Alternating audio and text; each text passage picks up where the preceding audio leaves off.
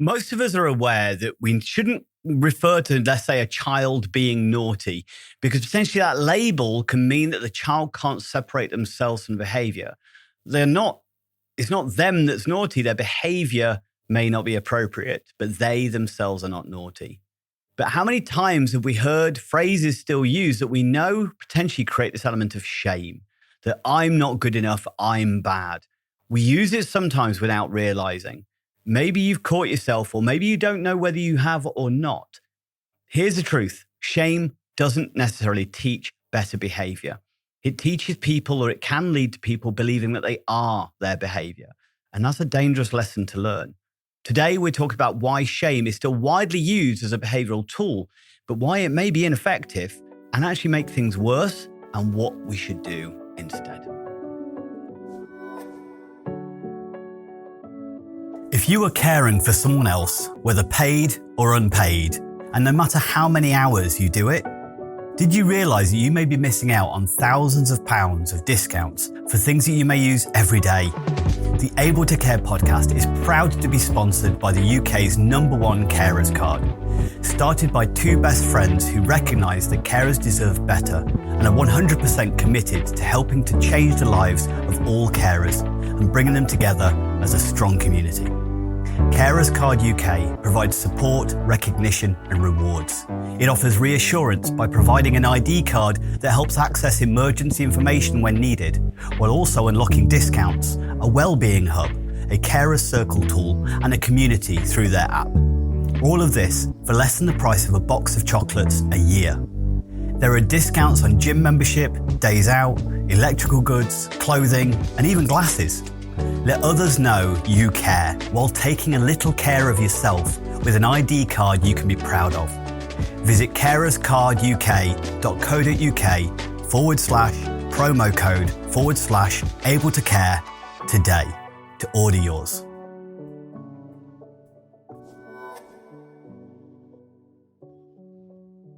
Hello and welcome to another episode of the Able to Care podcast. On today's episode, we're going to be talking about shame.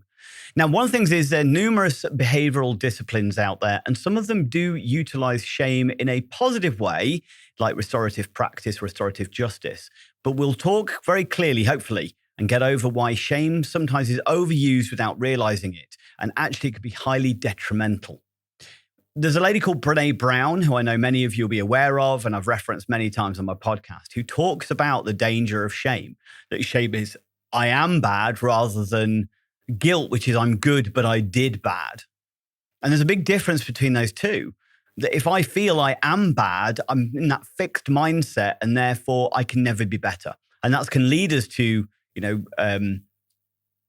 kind of learned helplessness, and we'll talk about shame shielding and things like that, which means that I'm unable to learn and improve and grow and be better because I've just been labeled, well, this is me. This is who I am. This is my identity, which is not a positive thing. So I said, shame is a feeling that I am bad rather than that I did something wrong. And it's often used as a tool to discourage behavior through humiliation, isolation, sarcasm, public correction. So many parents or so many people I hear using shame kind of language, even if it's a case of, well, I warned you, as in you should have known better and you didn't. You chose to be bad.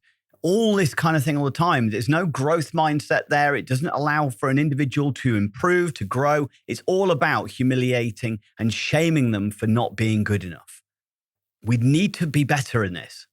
So examples that might be included is, let's say, a child being made to stand in front of the class or being told off in front of everybody else, making them feel belittled and humiliated and ashamed of themselves. A teen with additional needs being singled out for not following instructions, or being told that they need to grow up, or they need to do this, not do this, and say speaking in front of everybody else, feeling belittled, humiliated. Or what about even a care home resident being spoken to like a child, being spoken down to and infantilized because, oh, you're not going to get any pudding if you don't eat all of that. All of these things can lead to shame. And shame may stop the behavior or change the behavior in some way, but what's the long-term cost? This is a problem. So many of us are the instant gratification, want a short fix to something. And the problem is it can sometimes cause long-term detriment as a result. So what damage does shame really do? Well, it diminishes self-esteem. If people are internalizing the belief that they are broken or bad or not good enough or never get it right, that leads to them to self-esteem deteriorating. And lowering somebody's self-esteem isn't going to go, hey, I can be better, because you've diminished their self-esteem, which is going to tell them, this is all I am. This is all I can be. I can't be better. Hopefully, just hearing it in that context helps you realize how important this is, that we want to build self-esteem, and helping somebody to grow their self-esteem is usually going to lead to an improvement of behavior. There's a quote that I refer to in my book, which is, I can't remember, I'm terrible for remembering who gives them, whose original quotes they are. But it's, treat a man as they are, they'll stay as they are. But they treat as they could be, they'll become what they should be. And that's it. We just tell them, hey, see, look, you messed up again. You were bad. Look how you should be humiliated. Then we're just going to get repeat offending. It also breeds secrecy, not growth. If I make a mistake, but I feel ashamed of that mistake, it means straight away I'm going to potentially try and hide it from others rather than being able to take responsibility for that mistake and go, hey, I messed up. We all mess up sometimes, but I'm getting better and I'm trying. If someone fears shame, they hide behavior instead of trying to improve it. It can also escalate behavior as well. Those who feel worthless may act out more because they believe they have nothing to lose, or how else are they meant to feel important? How else are they meant to feel like they matter if the only way they seem to get noticed, or the only way they seem to get any kind of acknowledgement? It may be bad, but it's better than nothing at all. It also breaks trust. If I think you understand me, if I think I have a connection with you, if I think that, hey, we really connect, we're really close, but then you shame me in some way, it creates a disconnect. It creates a distance. Like, you hurt me. You didn't just make, you weren't just correcting my behavior. You caused me emotional pain. And that wasn't I caused myself emotional pain because you shamed me. This is a difference between shaming and natural consequences, or learning from mistakes, and the way we put it across. Learning from mistakes is really important. Consequences are really important. Shaming can be really detrimental. Shame can corrode every part of us that believes we are capable of change. That's a quote from Brené Brown. I'm going to say that again. Shame corrodes the very part of us that believes we are capable of change. Shame silences, it doesn't teach. It suppresses and often backfires. So why is it still used and why it persists? Well, many of us were raised with shaming behavior. So we tend to just follow previous scripts. We tend to follow the same way that we were managed. We then tend to manage others, because unless we've gone out and researched and learned or changed our views or exposed ourselves to a different way of thinking, we're just going to copy what has happened. Now, I know there's many who go, well, it never did me any harm. But unfortunately, all statistics show that isn't true. We're struggling more, behavior is deteriorating further and further, yet everybody's saying they're using the same strategies. And also then people are experiencing more mental health challenges than ever before. So it feels like it works because it creates instant compliance, but it doesn't create learning. I don't want a child to use good manners because they'll feel so ashamed of themselves if they don't, or they're scared of the shame that might be put on them if they don't. I want them to just recognize it as a really positive, pleasant way of interacting with other human beings that actually has some potential benefits of building connections and relationships. Isn't that the lesson we want? I want a kid who isn't scared not to say thank you. I want a kid who recognizes that thank you is just a nice thing to say. So it can cause short-term compliance shaming, but it also leads to long-term behavior. It doesn't lead to long-term behavioral change. In overstretched settings as well, when people are struggling, I'm afraid shaming is sometimes a shortcut. It also tends to be used as an emotional response. Like, I warned you, if I get angry, I'm going to try and shame you. I'm going to put you down. I'm going to criticize you because I'm feeling angry in this moment. So if I'm angry, then I might try and hurt you in some way. Now, this isn't bad people who are doing this.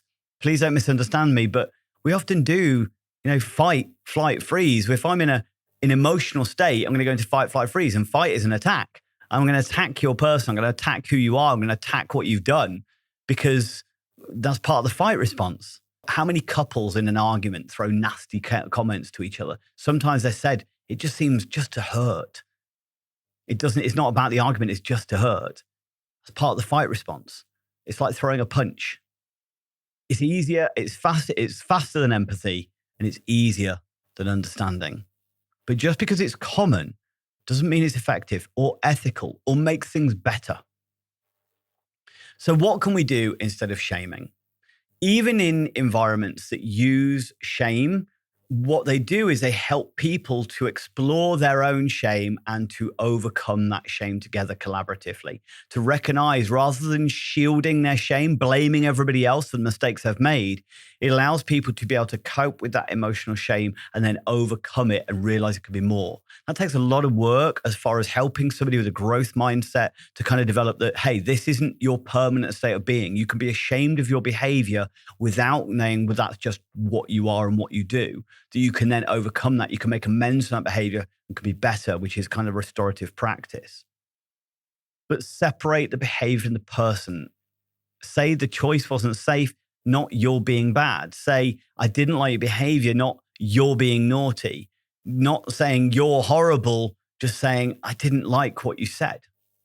Try to utilize as well natural consequences, because natural consequences let the outcome teach the lesson, not humiliation, not degrading, not belittling somebody in front of everybody else, not trying to show everybody else how this person isn't good enough. Let the natural consequences kind of feed out, but also try to understand why that behavior, why that action occurred in the first place, to hopefully work with people to find better ways of coping with their emotions, for communicating their needs, for interacting with others. You know, our aim should always be to teach, not to punish.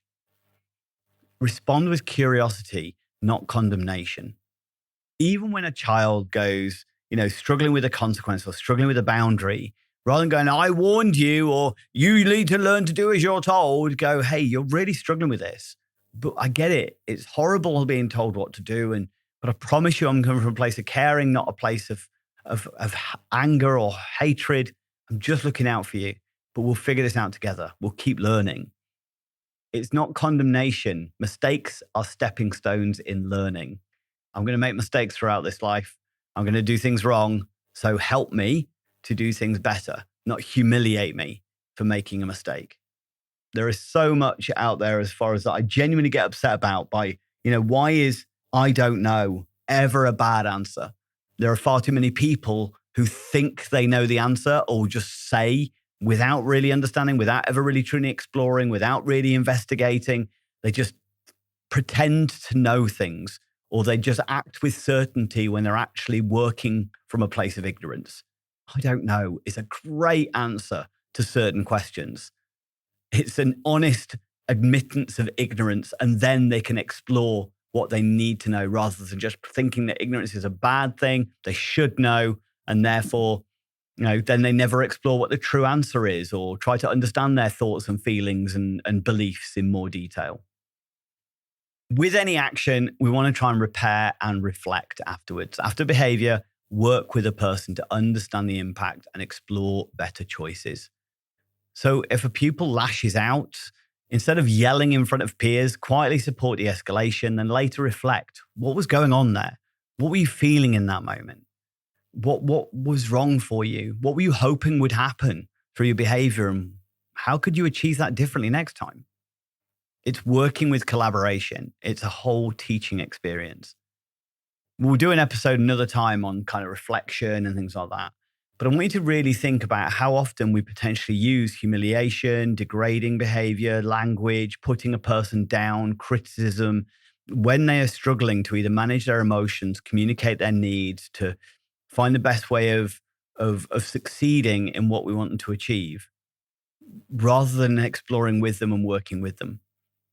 There's so many people out there who talk about they want a better society, and they put all these societal blames on, look at the state of society. That's because there's not enough discipline anymore. There's not enough, it used to be smacking kids was, the right thing to do, sorted the kids out. We're being too soft with them now. I'm afraid that comes from a massive level of ignorance, that people are incredibly disconnected.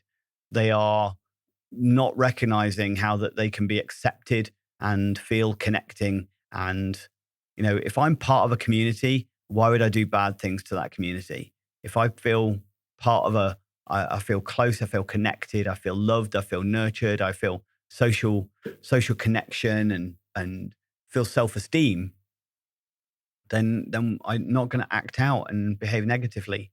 Happy people don't kick off. Now, I don't like the term kicked off, as you recognize, but when people are acting in antisocial ways, it means something is wrong. And trying to solve that so they need to be dominated into behaving right and shamed into knowing what's good and what's bad. Well, let's try and show them what's good and what's bad by acting in good ways and compassionate and empathic ways. If we just use obedience and authority to get individuals to do what we want them to do, if we only use shame to get people to do what we want them to, what are they going to use on us when potentially they're the ones in power? Something to think about. If you found anything that was spoken about in today's episode useful or interesting, then please like, comment, and share. And hey, if you disagree with me, if you think, corporal punishment is the way, then make a comment. I'd love to have an interaction. You take care. Cheers.